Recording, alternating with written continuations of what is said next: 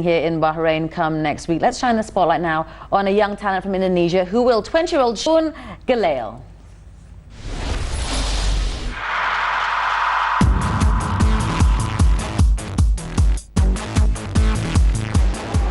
So Sean, tell us, when you first heard about this opportunity to test drive for Toro Rosso, what was that moment like? Yeah, man, it was crazy. I mean, obviously, for any driver who's starting in motor racing, it's a dream come true. You know, from karting, and you go up to junior formulas, just hoping and praying, and obviously doing the hard work. But in the end, to actually have that call in the end, it's just an amazing feeling. You know, when you have a dream for so long, and then suddenly you're able to do an opportunity to do good at it, and in the end might have a drive, it's just an amazing feeling.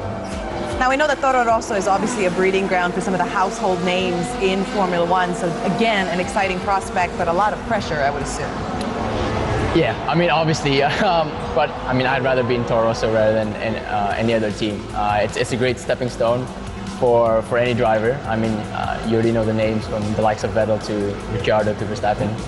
So obviously, it's a great opportunity, like I said, but you'd rather be given that opportunity than given any other lesser opportunity. So the pressure is there, obviously, but then it's just more down to you instead of down to anything else. But listen, how different, you know, is the F1 car in this new era compared to the GP2 car you're so used to racing? Yeah, I think it's projected to be around like 9 seconds quicker in Bahrain. I mean, last year it wasn't too far away, but obviously with all the changes they made this year, it's just made it more a bit of a beast, you know. So yeah, I think also the driving technique's a bit different now because of obviously the more downforce, wider tires. You just have to carry more minimum speed everywhere. So GP2, last season you finished 15th, which was a steady improvement from your debut in 2015, right? Because you finished 30th. So what are the hopes? What's the target 2017? Yeah.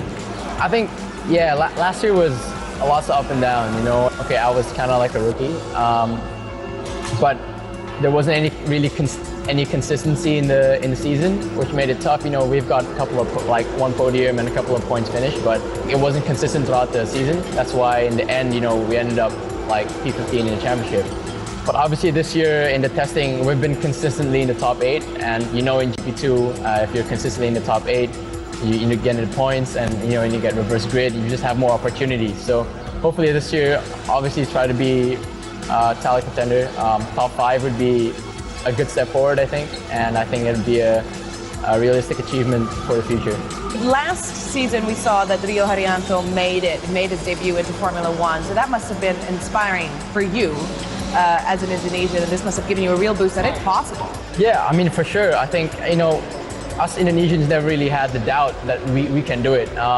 What the impact was more was for the local people to understand more about Formula One. I think that helped so much more people understanding about Formula One, of how it works, and the politics of it all, and just everything about Formula One, because it's not a simple sport. You know, it's not football, it's not basketball, it's not badminton that we're really good at. It is the pinnacle of motorsport, and it's one of the highest grossing, you know, sports in the world. And you know, you have 24 races around the world, and to have an Indonesian out of the 20 drivers participating, it's something so humbling, and it's just an incredible achievement by itself already being there. To have 220 million people behind you, it's an incredible feeling.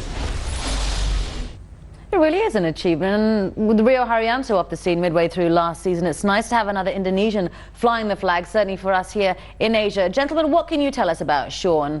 He looks very tall. Is he very tall? He is very tall. You know, he's got good backing from Indonesia, and it's lovely to see more drivers from the region, you know, getting those chances, those test drives in Formula One. And in Formula One, once you do get there, it's as long as you show well in the car, that's all that matters. They don't really look so much about what you've done before. So he's got a good opportunity to try and prove himself.